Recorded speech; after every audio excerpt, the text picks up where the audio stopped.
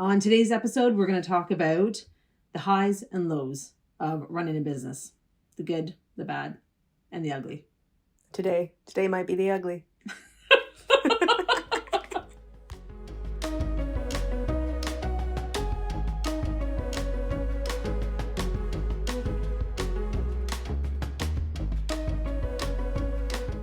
Welcome to the Chronicles of Caffeine and Ambition, hosted by the Cinder Sisters. I'm Stacey. And I'm Megan. And what we are here to do on our podcast is tell you about business, life, families, essentially everything that we do, we want to share with you because we have a lot of self-confidence.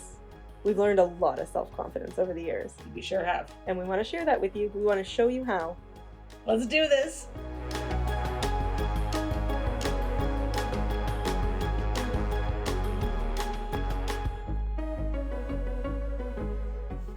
So I'm starting today's podcast off with a quote. Hey, look, Ma, I made it. That's awesome. It's like when a song gets in your head. But it was apropos because Stacey was playing that song just a second ago when we were looking through social, and today's topic is the ups and downs, the highs and lows of running your own business and then running multiple businesses. And there's so many of both. So many highs, so many lows. Yeah. I mean, thank goodness for both, because really without a low, you wouldn't feel the high so well. That's fair. So my first question is, what's the biggest memory? Like if I said to you, what was the lowest low? What is the first thing that comes to your mind? Realizing that we didn't know what the heck we were doing about inventory and purchasing and anything like that, because we messed up real bad, and I had to check my ego at the door for that one. That hurt a lot. Yeah. That's an ow. That's a knife in the chest. Ow, look at me. I made a mistake. I failed. And not a little mistake, big mistake. Yeah. And that cost us. It cost a lot. It cost years, honestly. It did. Yeah. It was one of the biggest. And so in growing, if you go back and watch our first for the background of our story and how we started the businesses, but so we came out of our first business being a service industry, our second business being inventory based. So inventory management was not something we had had no idea how to do any of it. No, not at all. But we have enough ego and enough self-confidence to know that we will make it through anything and we'll figure it out. But we figure it out as we go. So Trial and error. And we did not look into it. That is not one of the things that I read. And again, I will say it over and over, inventory is the bane of my existence. So as the researcher, as the background planner, if either of us is a planner, it would be me, which is sad. It is not me, 100%. No, we know what we do. We walk into the bridal markets, go, oh my goodness, look at all the pretty dresses. I think we need almost all of them. We need all of these. Obviously, there's a bride for every single one of these dresses, and we have to have everyone in our shop. No, it was bad. Yeah, it was bad. So, I mean, we didn't look into any of it, didn't prepare at all. And I don't even think that we realized what the difference was between a service-based industry and an inventory-based industry. I didn't. No. This is how unprepared we were. Yeah. But that's why we're here. That's why we're here talking to you. Because as much as we didn't plan, and maybe in hindsight, I probably would suggest that you have some kind of prep. I would always suggest that you know what you're walking into now in hindsight. Can I say that we do it all the time? Ourselves? No. No. Don't be silly. That's why we have a team now. That's why we have a team now, because we know our strengths and our weaknesses, and we know that planning is not a strength. It's so true, because it is the people that you build around you to run your business for you are so important, and you get smarter people than you in the things that you can't do. You use your strength and you do what you do best and what you love to do, and then that makes it a heck of a lot easier to run the business, because then the people who are doing those other things love to do it. Yeah. And they're really good at it. Yeah. Okay, well, I'll tell you mine too, because I asked. So my core memory personally of like one of the worst of times was coming off of that poor management of inventory. We were in such a bad spot financially in the business and everything. Too much staff, too much inventory, everything. We'd done pretty terribly wrong. Mm-hmm. I had to tell one of our suppliers that I just didn't have the money to pay them. And up until that point, it's not like you can think back and be like, well, they obviously knew that it wasn't going well. Yeah. But I had never said it out loud. So I guess our biggest core memories of the worst of times are the same. It's checking your ego. They both are, because I had to put my pride aside and actually pick up the phone, which I also don't do, pick up the phone and call the supplier and tell our accounts lady that I did not have the money to pay her and probably wouldn't for the next little while. And it hurt real bad. But what I got out of it was she's a phenomenal woman. I love that woman. And what did she say to you? What I got out of it from her was, oh, don't worry, everybody's in the same spot right now. And it was full out, like, it was a face slap. But almost a weight lifted too. Oh, it was, but I'm saying, like, it's not a slap in the face. It was a wake-up call to me that we're only focused on ourselves. We're only paying attention to what we're doing.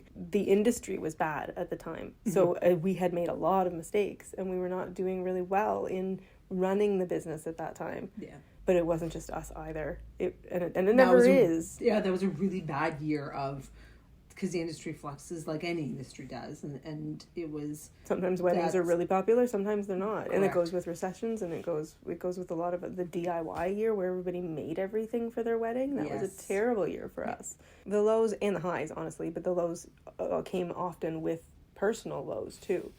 Like the first of episode 1, if you haven't seen it, we talk a little bit about the fact when we were in our first business, Stacey and I didn't speak for a year, 2 years. Something like that. I mean, I've blocked that one out of my memory there. Yeah. I mean, I know it was there. I remember some of the stupid things we said to each other or said through our mom because we were childish, but... And wouldn't speak, yes.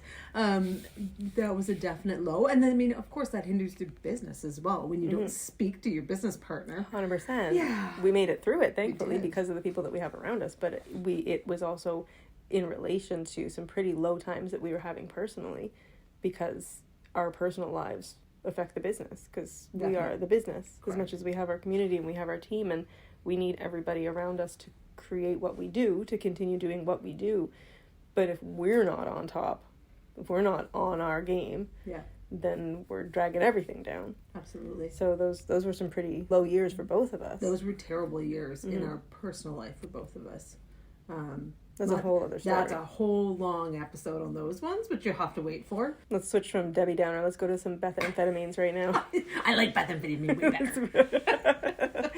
Okay, so what was your biggest high then? We've talked about your biggest low. What was your biggest high over the years? And we're talking like right back to the beginning. We're going on almost 20 years of owning businesses, and we just started our third, talking about a fourth. What over all of those years, what's like the biggest thing in your brain that it's like, that's the day, that's the fireworks day? Opening the second shop, when we opened our second boutique, and I don't even know if it was the day that it wasn't the day that we opened. It was a random day. We were going down to visit, do some training, see the girls who are running the shop there for us, and it was just pulling up beside it and the realization of, we have a second shop. Yeah.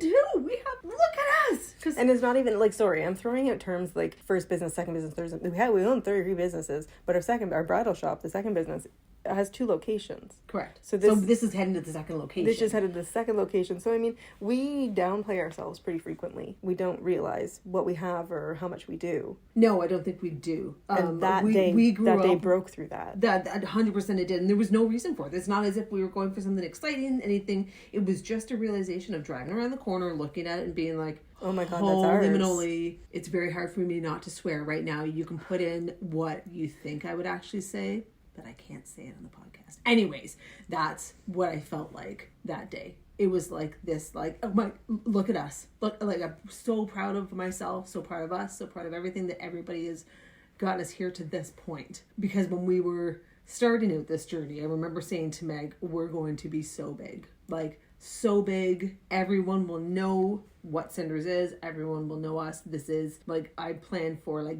grander. And Meg used to roll her eyes at me and be like, yeah, okay, Stace. Sure. You nice. keep going with your fancy plans there in your head.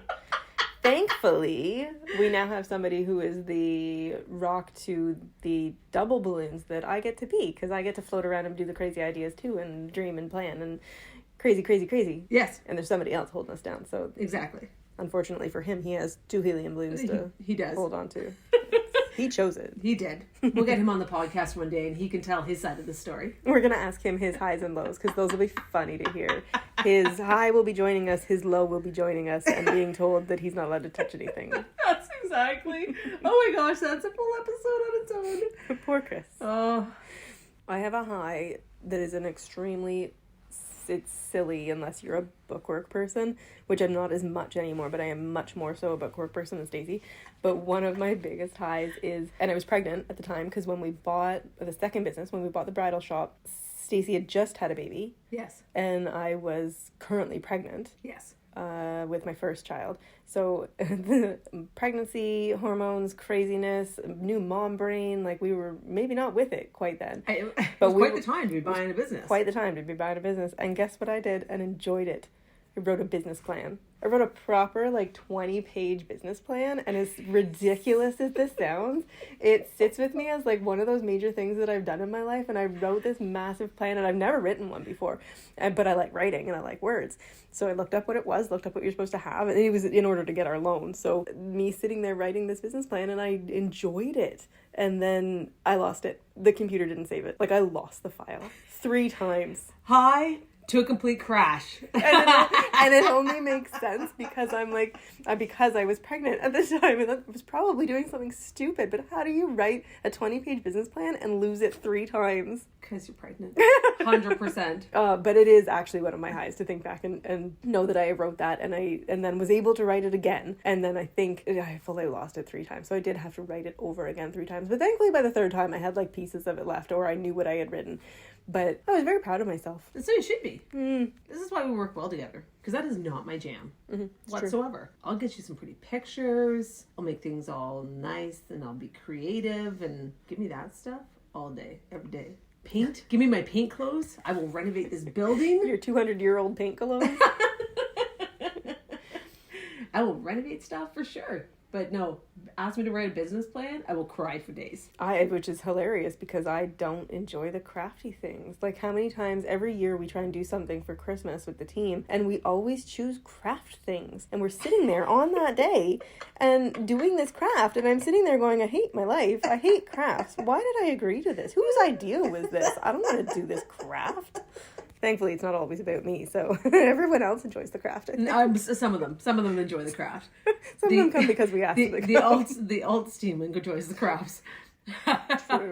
True. Not all the bridal team does. Other years, we send them down zip lines and do things like that, and I don't think the alterations team enjoys that as much. That is, and that's a great comment though, because that would be one of the huge highs, the things that we have done, the crazy things. You think about running a business and taking care of your team, because we are really big on that. We're really big on taking care of the team and making sure that everybody's happy and doing things, because we like to do things ourselves, so why not do things as a company too? But instead of pizza parties, or I don't know, what are the things like barbecues? What do normal companies do? I don't know. I don't know. We take our zip lining. Even what was she, not 90, what was she, 70? Oh gosh, yeah, definitely. She couldn't make it quite up the hill, so she got a 4-wheeler ride, but she made it down those zip lines. I was impressed. I was impressed. And the great thing about that day, this day is definitely one of the highs of the past 20 years. But the best thing, she was so determined. And couldn't make it up the hill, so they gave her a lift, but she was not quitting. She was going down those zip lines. She wasn't waiting for us at the bottom. And not only was it just zip lines, it was pouring rain. It was pouring rain. Rain. We all got soaked. Yep. And there were multiple people, which we found out later because we were early on in the second business, so they didn't know us well. Oh, yeah. Whereas if they'd known us well, they might have said, that's really not my thing. Because we get that now. We can't do ziplining again with the whole team because half of them refuse to go. But they wouldn't say it early on because they didn't know us yet. So everyone came and everyone did it. But the greatest thing about it is that even though they afterwards told us that they didn't want to do it, they were afraid. One of them specifically, and she was one of the older ladies on the team, but she specifically said to me, I absolutely did not want to do that. Terrified of it, but I am so proud of myself right now that I did it. And she got to tell her grandkids that she went ziplining. Yes. She was so happy about it afterwards. So I mean, we do like to push boundaries a little bit, and we do like to drag people along with us. Super grateful that they did it, and super proud of them that we all did it too. Totally. I do remember, sorry, I'm back to Debbie Downer. So one of the worst times, and because it was a really bad time for the two of us in one instance, that it didn't last, thankfully. I think I was also pregnant again. So this is kind of the problem. We've had a lot of kids between the two of us, and some of these things are skewed by hormones. But I remember the day that you called me because it was the Saturdays that we were trying to alternate and you were working and I wasn't. And you called me to tell me that you thought we needed to shut down for COVID because it wasn't yet where the government had It wasn't mandated yet. Yeah. Yes. And I did. I remember calling you and you were mad. I was real mad at you. Yes, you were. So that was a definite down. That was a down. And I don't think it was long after that where they did shut everything. It was that week. It was that week. Like, it was a few days later. So, I mean, it was absolutely necessary. It was just holding out that hope that it wasn't going to be a big deal, not just for our business, but in life. Like, a full, complete denial that it was going to be that bad. And we all were for a long time, though, because they first said it was going to be a week. And so we were like, well, okay, we're going to be okay. And then they were like, no, 2 weeks. We're like, that's okay. That's okay. We're all like, we're getting a vacation. It's okay. No big deal. We're all going to be fine after this. 3 months in and we're all crying at home. But I mean, when you called, like, to me, there's multiple lows about it because I was so mad at you, which was unrealistic. It wasn't your choice, and then it was mandated the next week. So, I mean, that was just us, and I apologize. That was just me overreacting. You guys heard it. She apologized to me. Blaming you for a decision that needed to be made. And honestly, kudos for making that decision. Good for you. I know it was horrible. I cried the rest of the day, and I'm sure you did too. Because the unknown. The unknown of it. Everything. And your team is your family. Like, this team's our family. Yeah. And so we've had to explain to the team that we're closing our doors. Yeah. And I don't know when we're going to open them. They say a week. Okay, so we should be okay for a week. But a lot of our team is, like, they come in here for an escape. And, like, you know how right now everyone's talking about third place. Most people don't have third places. We are also somewhat a third place. Mm-hmm. We definitely are. We are for us, which is because your first place is like your first and second places are your home and work, right? Home and work. Your third place is supposed to be somewhere where you can relax and enjoy. Yeah. Which is not supposed to be your work because they've specifically set out 1 and 2 is your home and your work. But you're right. Because the team's been around for so long. I'm talking like 10 plus years for some of these girls. Mm-hmm. So it's multiple people on our team outdate us. Correct. Like, we took over that business and we took them on, and they're incredible people and they stay with us. So trying to explain to your grandmother, your mother, that you have to go home and you can't come in, and I don't know when you get to come back. And I hope that we're here when you come back. Not that you're saying that part out loud, but the unknown for everyone was awful. So that part was a complete low. And yeah, I cried, like shutting the door. Oh my God, that emotion, I can feel my eyes welling up right now. That emotion of shutting the door for the last time that day and not knowing when we'd be back is heartbreaking. For ourselves and just, you're right, the uncertainty and not being able to tell them anything. We don't know because we didn't know. And then not only for the team, then the brides. Yeah. Because then we had to deal with the unbelievable amount of phone calls of brides saying, is my dress there? Is my dress going to be okay? Can it come in? Because of course shipments then started to get stopped, and like having to help brides navigate their way through COVID when we didn't know a lot of the time whether or not the dress was going to show up, whether or not the wedding can even go through. That was a low. But the high of all of it is they were damn good at pivoting. Yeah, you're right. That was kind of the linchpin in our ability to pivot or do whatever we needed to make it through. And we did. And not only us, but our team. Like, I will forever be grateful and beyond proud of what they accomplished during COVID. Because, of course, by the time you're sitting at home for the third week, I've got extreme anxiety, which I realized not long ago, and a problem with I need to accomplish things. I need to work. I need to be able to feel like I am getting things done. So sitting at home, I'm losing my mind. You can only clean your house so many times. And then it is spotlessly clean. And then you're like, well, what do I do next? We had previously, and not long before this, had started a 5-year plan of the business and what we want to do and all the things we needed to get done. And the building that we're in is like an old Victorian building. So it constantly needs updating or needs work. And we were still somewhat renovating from the previous owners. So let me tell you, when we said to our team, I need to get the house renovated, do you think you guys could work a skill saw and paintbrushes and sanders, and you want to learn how to do trim, but what you want to learn how to renovate a house? Pretty much our entire team said yes, and they all came in, and that 5-year plan got done in 5 months. Yeah. With a team of women. Like, I am so, even right now, I'm so freaking proud of what they did. I totally agree. Yeah. Some of them had never lifted a drill before. No.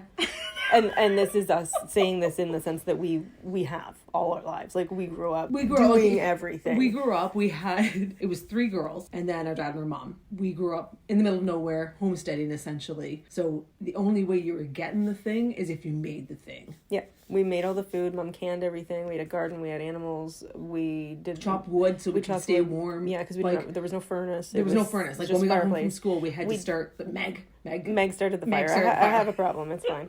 It's fine.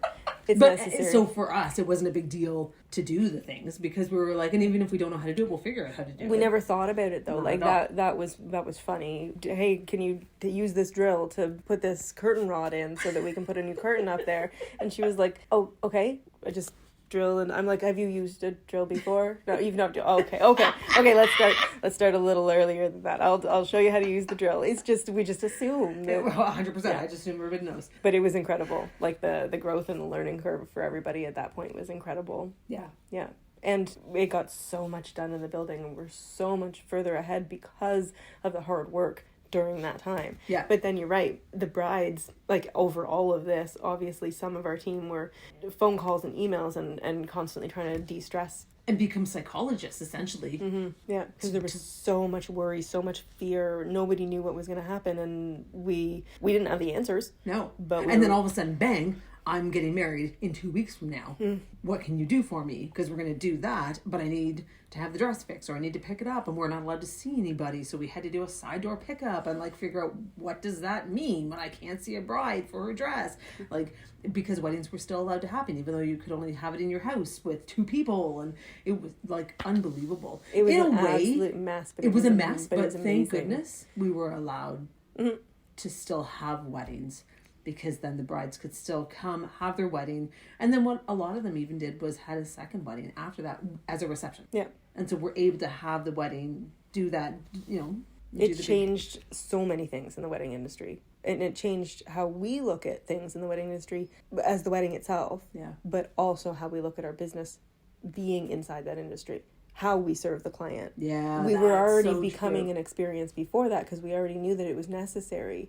But after that was really when we made all the changes to make sure that we're not just a place where you buy a white dress. That's not even close. Really where it came into effect after COVID, and we were able to reopen again. And we were like, you know what? Look, what are we gonna do? What are we gonna be? Who are we? Yeah. We don't sell a white dress anymore. We actually help the bride, her family. We empower you. We create self-confidence. It's so much more than just a piece of clothing. Totally. And we're start to finish. I mean, even like we start with a phone call. Like you book an appointment, we start with a phone call to talk to you about what you're looking for, what you want, your aspirations, and then we walk through the entire process with you. And the dress stays in our building the entire time if you use all alterations. And so work through with the seamstress. And then we even go to a point of we'll come to the wedding now and go and get you dressed and make sure you get down the aisle and make sure everything's absolutely perfect. So it is start to finish. Because I think the realization that came out of all of this flux over the years was how much stress there is, how much pressure we put on ourselves. And if our job can be to take away some of that stress, that's the goal. Yeah, agree. Taking on one business, running one business. God, let's go back even further. Life has highs and lows. Life has ups and downs, and it always will. And your ability to get through them is what makes your life. Then starting a business, owning a business, being a business owner creates even more highs and lows. Because you live them through your life, but you live them through your business too, because it's an extension of you. Definitely. And then add another business. And another. And then another business. But I think you learn to navigate them so much easier and realize it isn't as stressful as what you think it is. You look at it, and if you look at it from an outsider perspective, not as the person whose business it is, I think there's always a solution to whatever the problem is. And I think we've gotten better at doing that for all the things that we've gone through. I totally agree. It's like a quote, and I'm going to butcher it, but I saw this thing the other day that was like 1 kid equals 1 kid, 2 kids equals 5 kids, 3 kids equals 2,596 kids. It's true. My house is absolute insanity. And then we added in dogs too. Oh, just crazy. But it's exactly that. But you learn more and learn how to manage more the more that you do, which is why we always say just jump in. Sure, have the plan. Have a plan, have an idea, because the problem is you can plan as much as you want, but what if the plan takes a 90-degree turn? Yeah. And you weren't planning for that. Then what do? You panic, you freak out. No.